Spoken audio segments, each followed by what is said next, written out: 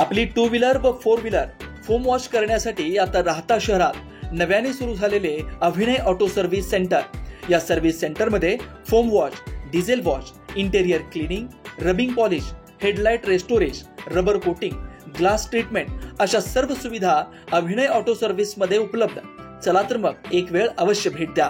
आमचा पत्ता चितळी road, Vitthal lawn शेजारी, राहता. संपर्क 8600 07 34 33.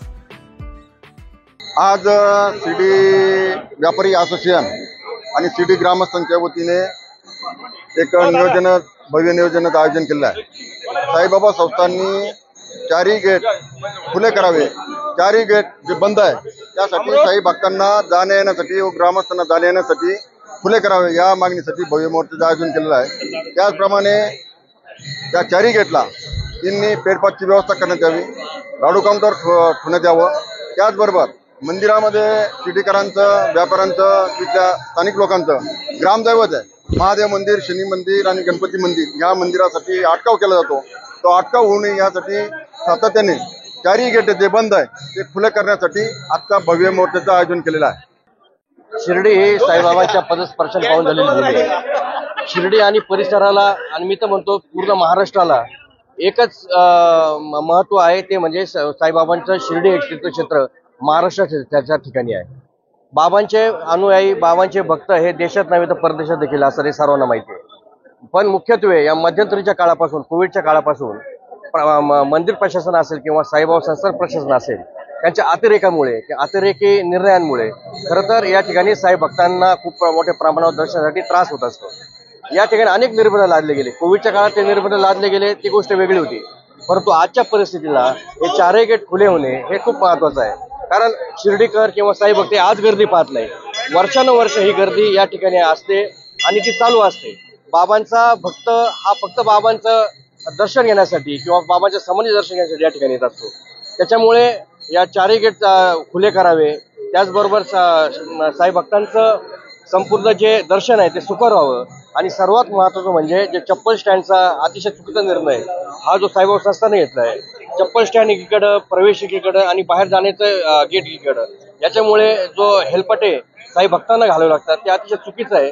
त्याचा परिणाम बाबांच्या देणगीवर देखील झाला आहे, बाबांच्या संख्येवर देखील झाला आहे भक्तांच्या. त्याच्यामुळे याचा साईबाबा संस्थांनी याचा गांभीर्याने विचार केला पाहिजे. नंतर आता गावकरी जागे झालेत.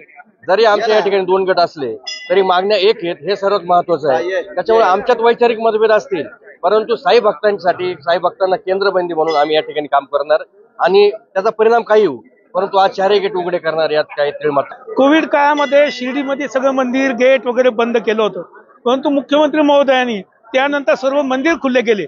फक्त बंधन शिर्डीच्याच मंदिरात का? आम्ही काय त्यांच्यावरती अन्याय केला आहे? शिर्डीचं मंदिर सर्व गेट बंद आहेत. पूर्वीप्रमाणे, कोविड काळाच्या पूर्वीच्या प्रमाणे मंदिर परिसरात, मंदिरात सर्व भक्तांना 4 गेटनी येण्या जाण्यासाठी परवानगी द्यावी. मंदिरामध्ये पूर्वी प्रसाद, हा नारळ कोविड काळापासून बंद केलं, ते सुद्धा चालू करावं. त्यामुळे सगळ्यांचा व्यवसाय वृद्धी वाढेल. आज प्रसादाला बंदी आहे, सगळीकडे प्रसादाला परवानगी आहे. सगळ्या भारतामध्ये नारळ, हा फूल, प्रसादाला परवानगी. बाबांच्या काळामध्ये सर्व पूजा अर्चन नारळ चढवल्याशिवाय होत नव्हतं, परंतु साईबाबा संस्थांच्या मनमानी कारभाराने आमचा शिर्डीचा पूर्णतः व्यवसाय ठप्प करून टाकला आहे. सगळं शिर्डीमध्ये काही सर्वच लुटारू नाहीयेत. एखाद्याने जास्त पैसे घेतले म्हणून काही लगेच सगळ्या दुकानदारावरती अन्याय करायचा, हे फार मोठा खूप मोठा अन्याय आमच्या दुकानदारावरती आहे. आमचं इतकंच म्हणणं आहे की पूर्वीप्रमाणे जे शिर्डीचे दिवस अत्यंत सुखीचे होते ते पुन्हा आम्हाला आणून द्यावेत व पूर्वीप्रमाणे सर्व निर्बंध उठवावे, ही सर्व दुकानदारांची मागणी आहे. साई मंदिराचे सर्व दरवाजे उघडे करण्यासाठी, 4 गेट उघडे करण्यासाठी आणि इतर मागण्यांच्या अनुषंगाने शिर्डीतील सर्वपक्षीय शिष्टमंडळ आणि व्यापारी या ठिकाणी उपस्थित राहिले. आपण सर्वांनी शांततेत मोर्चा काढला, त्याबद्दल सर्वांचे धन्यवाद. या ठिकाणी आपण संस्थांचे 4 गेट जे आहेत, शिर्डी मंदिराचे 4 गेट सुरू करण्याच्या संदर्भाने मुद्दा उपस्थित केलेला आहे. परवा दिवशी सुद्धा मोर्चामध्ये हा मुद्दा उपस्थित झालेला होता. तर या संदर्भाने हा विषय जो आमची जी त्रिसदस्यीय समिती जी आहे त्या समितीमध्ये मांडला जाईल आणि सुरक्षेच्या संदर्भाने बी सुद्धा आढावा घेतला जाईल आणि पॉझिटिव्ह काय त्यामध्ये होईल त्या दृष्टीने निश्चितपणे भूमिका मांडली जाईल. त्या संदर्भाने सुद्धा ज्या आपल्या भावना समजलेल्या आहेत त्या सुद्धा त्यामध्ये मानल्या जातील. लाडू काउंटर जे आहे कॅरी गेटला सुरू करायच्या संदर्भाने आपण बाहेर तर तेही जागा पाहणी केली जाईल आणि लाडूचे काउंटर जे आहेत ते तेवढे सुरू केले जातील. पेडपासच्या संदर्भाने सुद्धा जे आहे ते 8 दिवसामध्ये निर्णय घेतला जाईल. लाडू काउंटर जे आहे ते लवकर सुरू केले जातील आणि दुसरा जे आहे ते सिक्युरिटीच्या संदर्भाने विषय जे आहे तो समिती पुढे मांडला जाईल आणि त्यामध्ये सुद्धा बाकीचे मुद्दे जे आहेत ते आपण मला वाटतं ते शिर्डीचे काही आपण एक कमिटी करू आणि तुमचे प्रतिनिधी जे आहेत तिथं आपल्याला काय काय करायला पाहिजे त्या संदर्भाने आपण मधून चर्चा करत जाऊ आणि त्याच्यावर मार्ग काढत जाऊ.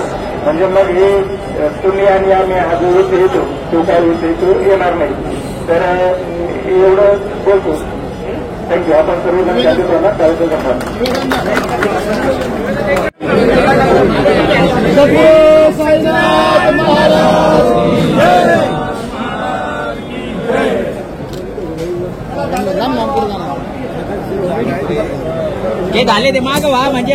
आपल्या हक्काच्या घरासाठी योग्य ठिकाण श्रीराम पार्क. राहता शहरात प्रथमच स्वतंत्र पाण्याची व्यवस्था देणारा एकमेव 15 एकरचा भव्य NA प्रकल्प. आपल्या पाल्याच्या उज्ज्वल भविष्यासाठी उत्तम संधी. प्लॉटची वैशिष्ट्ये: नगर मनमाड हायवे लगत 50 फूट पक्के रस्ते, underground electric cable, street light, स्वतंत्र ड्रेनेज लाईन, गार्डन, नयनरम्य परिसर. प्लॉट धारकांसाठी स्वतंत्र विहिरीचं काम पूर्णत्वाकडे, तसेच ओपन स्पेस डेव्हलपमेंटचं काम प्रगतीपथावर. सर्व सुखसोयींयुक्त शाळा, कॉलेज, दवाखाना, पेट्रोल पंप पासून अगदी जवळ. भविष्यातील राहता शहर इकडेच असणार. आजच बुकिंगसाठी संपर्क करा. श्री संजय जाधव 9623 89 91 91, श्री अमोल डेंगळे 9623 65 91 91. साईट पत्ता: Nagar Manmad road, hotel red chilli समोर, राहता, जिल्हा अहमदनगर. चला तर मग वाट कसली बघताय? आजच आपल्या हक्काचा प्लॉट बुक करा. आपल्या हक्काच्या घरासाठी योग्य ठिकाण श्रीराम पार्क.